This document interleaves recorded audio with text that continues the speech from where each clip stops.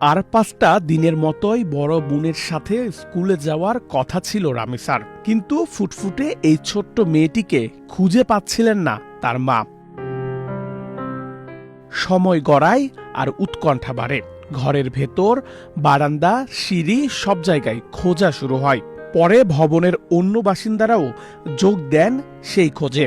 এক পর্যায়ে ভবনের 3য় তলায় নিজেদের ফ্ল্যাটের উল্টো পাশের দরজার সামনে পাওয়া যায় ছোট্ট রামিসার ব্যবহৃত স্যান্ডেল।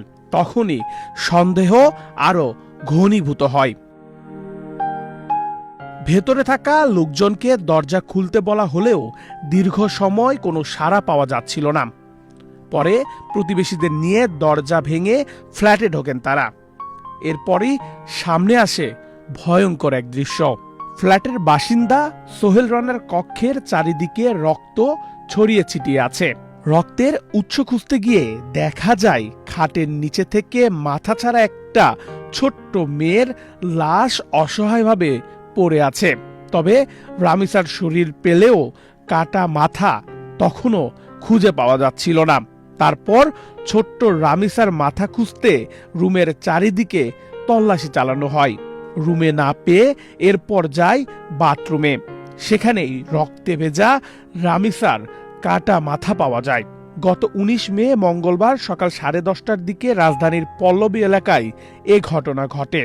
নিহত রামিসা পপুলার স্কুলের 2য় শ্রেণীর শিক্ষার্থী ছিলেন। পুলিশের ভাষ্য অনুযায়ী রামিসার মা যখন দরজায় নক করছিলেন তখন ফ্ল্যাটের ভেতরেই হত্যাকাণ্ড সংঘটিত হচ্ছিল। মূল আসামি জাকিরকে পালানোর সুযোগ করে দিতেই স্বপ্না দীর্ঘ সময় দরজা খোলেননি। জাকির পালিয়ে যাওয়ার বিষয়টি নিশ্চিত হওয়ার পরই তিনি দরজা খোলেন। ঘটনাস্থল থেকে তাৎক্ষণিকভাবে জিজ্ঞাসাবাদের জন্য স্বপ্নাকে আটক করে পুলিশ। রামিসার পরিবার ওই ভবনে প্রায় 17 বছর ধরে বসবাস করলেও অভিযুক্ত দম্পতি মাত্র 2 মাস আগে বিপরীত পাশের ফ্ল্যাটে ভাড়ায় ওঠেন।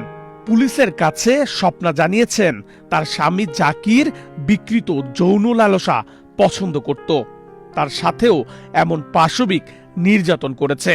রামিসাকে দেখে ভালো লাগার পরই তার স্বামী জাকির বাসা পাল্টিয়ে 2 মাস আগে এই ফ্ল্যাটে বাসা নিয়েছে, যাতে বিকৃত যৌনাচারের স্বাদ মিটাতে পারে। জাকিরের স্ত্রী স্বপ্নার ভাষ্য মতে ছোট রামিসাকে টেনে হিচড়ে রুমে আনার পর তার স্বামী রামিসাকে ধর্ষণ করার চেষ্টা চালায়। এতে রামিসা ছোট হওয়ায় তার রক্তক্ষরণ শুরু হয়। রক্তক্ষরণ টের পেয়ে জাকির দ্রুত গলা টিপে রামিসাকে হত্যা করে। এরপর কেউ যাতে টের না পায় তাই স্বপ্নাকে সাথে নিয়েই লাশ গুম করার জন্য রামিসার শরীর থেকে মাথাটা কেটে আলাদা করে ফেলে। জাকিরের পরিকল্পনা ছিল মাথাটাকে এক জায়গায় ফেলবে এবং শরীরটাকে অন্য জায়গায় ফেলবে, যাতে কেউ লাশ চিনতে না পারে। কিন্তু তার আগেই রামিসার মা দরজার সামনে চলে আসায় সেটার সম্ভব হয়নি। জাকিরও ততক্ষণে জানালা কেটে পালিয়ে গিয়েছে, আর তাকে পালাতে সাহায্য করেছে তার স্ত্রী স্বপ্না। জাকির পেশায় একজন রিকশার মেকানিক। নৃশংস এই হত্যাকাণ্ডের মাত্র 7 ঘন্টার মধ্যেই প্রধান অভিযুক্ত জাকির হোসেন ও তার স্ত্রী স্বপ্নাকে গ্রেপ্তার করেছে পুলিশ।